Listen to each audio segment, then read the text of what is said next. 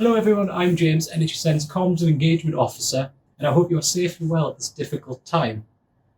Over the last few weeks, many of you have been sharing your wildlife sightings from home, and it has been wonderful to see and even better to share these experiences with you digitally. As you can see, I'm stood here in my own small urban garden in central Newcastle, I guess to share with you a little bit of the wildlife sightings we've enjoyed here at home over the past few weeks, but also to highlight that size really doesn't matter when it comes to gardens. No matter where you are, how big your plot, there's always wildlife to be seen.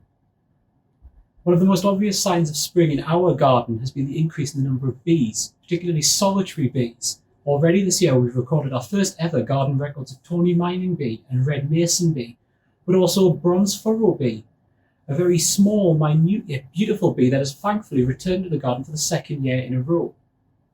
The Northeast Bee Hunt, NHSN's new citizen science project, has really helped us focus our attention on bee recording this year, and has really helped highlight the bee diversity that can be present in what is a very small, confined space.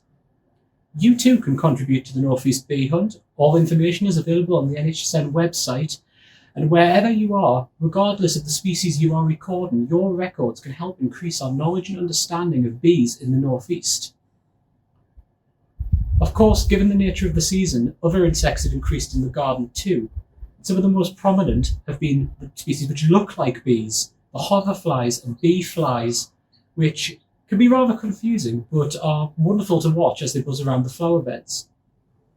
For me, hoverflies are a particularly confusing group. Many of them look the same, but it has been really helpful to read the work and writing of other Northeast naturalists sharing their expertise on the subject, particularly a recent blog about garden bee mimics by Charlotte Rankin. You can read more about hoverflies, bee flies, other invertebrates, and a range of other taxa on the NHSN website. We'll be sharing many more blog posts over the coming weeks, and we welcome you to share your knowledge and your local expertise to help inspire others about the natural world.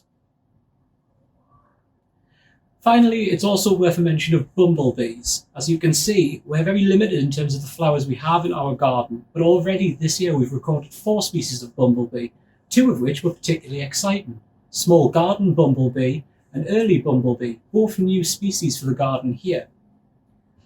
I confess this is another group I know very little about, but what has really helped has been revisiting NHSN's Friday night talk on the bumblebees of North East England, delivered by the NHSN Bee Group. This is now available on the website for you to enjoy at home, but also to help you learn more about bumblebees in the region.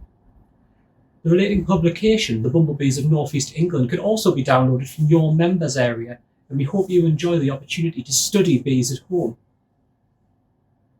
Well, thank you. This was a very brief whistle-stop tour of my little garden here in Heaton. I look forward to doing more of these videos in the future, and look forward even more to sharing in more of your wildlife encounters at home.